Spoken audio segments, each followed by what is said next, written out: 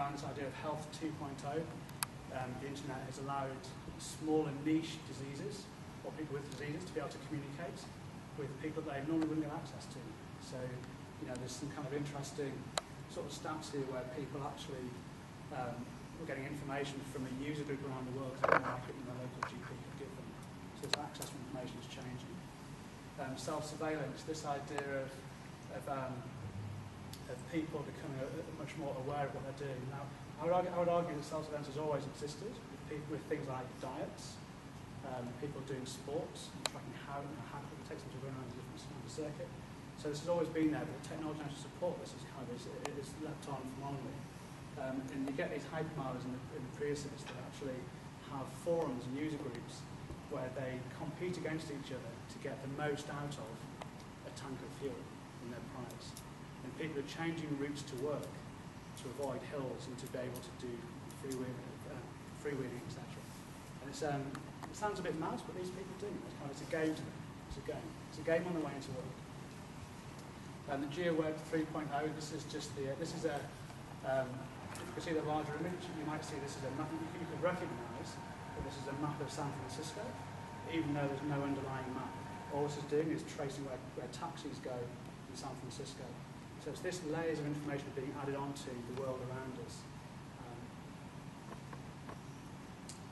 Nanohazards. This is a great little case here where this keyboard company had put what was it? It was a nano-silver sort of material on the keyboard to basically remove the germs from them. And they'd been fined because it became a drug, in effect, and had to go through some different kinds of accreditation. With our world becoming so much more complex, how do you regulate this stuff when at the moment the political groupings are very, very separated and don't talk across each other? User centricity, again, there's this seems to be a bit of a resurgence now with companies recognising that they have to care about what users think, partially because people are more selective in what they actually want, partially because there's so many more channels for people to feed back information on what they do and like or not. And this is the last one, just for fun, because it's I just like the little factoid here. But there is an issue here, can we actually control science? We used to have a card around what will people develop in the garage next, because just the way that these kits are available to people to do quite strange stuff. But this is not it's not a new problem. I find it quite amusing that there's this idea of kind of bioterrorism, just throwing dead, rotting bodies over a wall in when was it? It wasn't on there. But a long time ago. That was quite interesting. Right. Okay.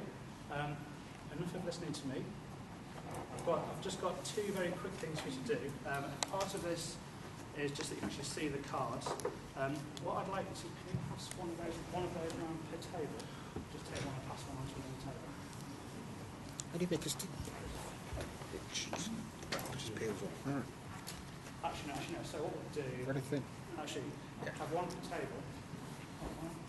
And then just grab one pack out. Just grab one pack out, and if you just spend 5 minutes.